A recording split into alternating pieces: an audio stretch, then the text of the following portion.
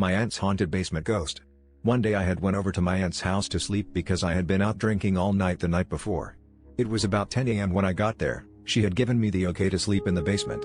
So I went down to lay on her futon type of couch. I tossed and I turned for what felt like 20 minutes. I come to check the time and it had suddenly been 9 p.m. The basement had been very dim, just enough to make out the figures of the things in the basement because the light that was on didn't work too good. I laid there with my eyes closed trying to fall back asleep, could not sleep, so I sat up and turned on her game that was in the basement. Tried to play for maybe 10 minutes, then laid back down to get some sleep. Same thing, tossed and turned for what felt like another 10 to 20 minutes, then checked the time and it was suddenly 2 a.m. I then got up again and texted my cousin because he was supposed to pick me up. I got up to watch for him through the basement window. The window was about a half a foot or a foot higher than me. I jumped a couple times to look out and got an eerie feeling, so I grabbed a stool to stand on. Suddenly, after a couple seconds of looking out the window, there was hard scratching on the concrete wall just an inch or two from my ear.